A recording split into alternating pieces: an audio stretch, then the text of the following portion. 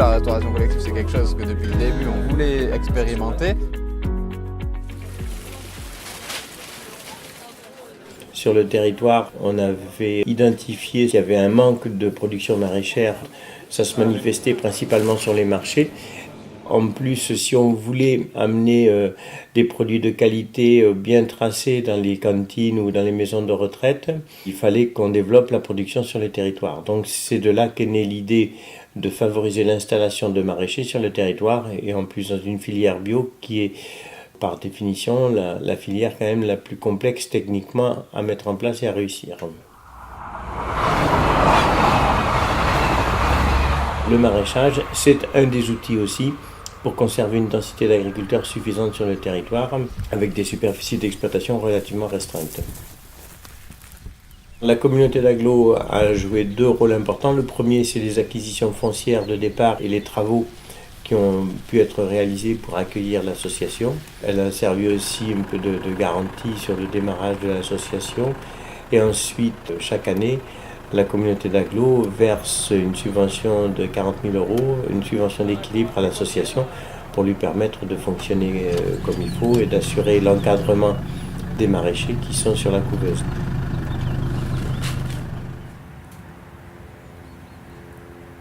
L'essor maraîcher sert à se tester sur des productions autour du maraîchage biologique, tester des débouchés, gagner en compétences à la fois au niveau technique, au niveau planification du travail, au niveau compta-gestion, au niveau administratif et aussi sur la recherche de foncier grâce à une convention qui lie la communauté d'agglomération Gaillac-Groyer, la SAFER et l'essor maraîcher.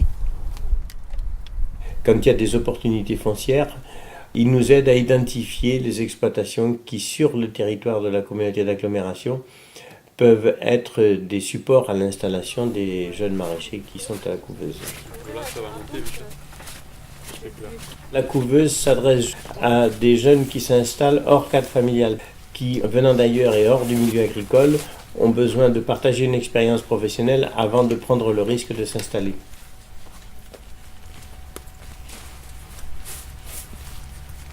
Il faut avoir déjà une formation agricole.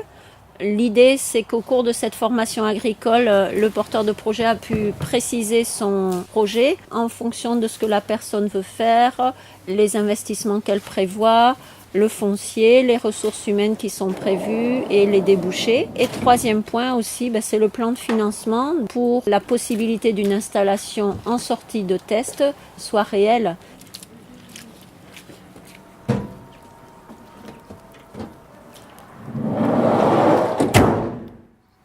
Sur ce lieu test permanent, on a 4 unités de production. Ce qu'on appelle une unité de production, c'est la surface nécessaire à une personne ou 1,5 environ. Donc ça représente 2 tunnels froids, donc environ 900 m² de tunnel et 1 hectare de plein champ.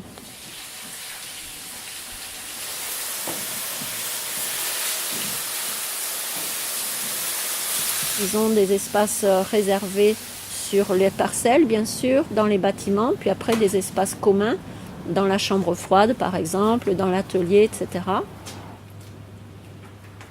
On a du matériel pour le travail du sol, entre autres, des choses assez récentes. Et dernièrement, on a un couple qui est arrivé avec une jument et du matériel de travail du sol adapté à l'attraction animale. Donc, bien sûr, voilà, ça fait partie des options que l'on peut tester à l'essor maraîcher. On a pris le parti dès le début d'avoir un accompagnement pluriel des porteurs de projets. Et cet accompagnement est lié à la fois au niveau des techniques de production. Le travail du sol, c'est souvent une compétence qui manque aux maraîchers qui débutent. Les techniques de l'agriculture biologique, bien sûr, que l'on développe, que ce soit au niveau de la gestion de la matière organique, de la fertilisation, la protection phyto, les choix variétaux, préparation du sol, plantation de haies, implantation de biodiversité dans les cultures, la pratique des engrais verts, etc. Maintenant, avec une main, tu tires le bleu, voilà, et tu poses le deuxième. Voilà. Un accompagnement pluriel qui fait intervenir des personnes à l'intérieur de l'espace test, donc sur du conseil technique entre autres, mais aussi des techniciens qui travaillent au sein de nos structures partenaires, par exemple la Chambre d'agriculture, qui intervient plutôt sur du suivi technique des cultures, Inéopole Formation qui intervient plutôt sur l'accompagnement en compta-gestion. L'ADR du Tarn qui intervient plus au niveau des plans de culture. Dans certains cas, on a été obligé de répondre à des candidats qu'une place se libérerait dans 1 an ou 1 an et demi. C'est ce qui nous a conduit, entre autres, à commencer à entamer de l'accompagnement en archipel sur des sites donc éphémères qui sont le plus souvent chez des agriculteurs ou bien sur du foncier mis à disposition par un propriétaire privé ou une association ou une collectivité. Et on pense tout particulièrement aux paysans boulangers qui auraient besoin, eux, par exemple, de quelques hectares pour cultiver du blé et pouvoir commencer de la panification.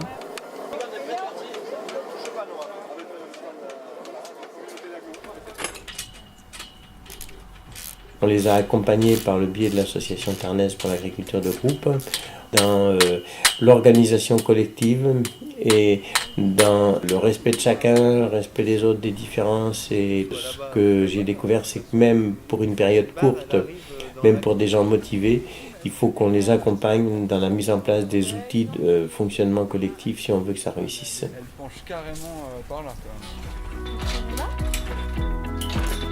Des gens qui parlent sur l'agriculture biologique, qui disent que c'est bien, qu'il faut le développer, il y en a beaucoup.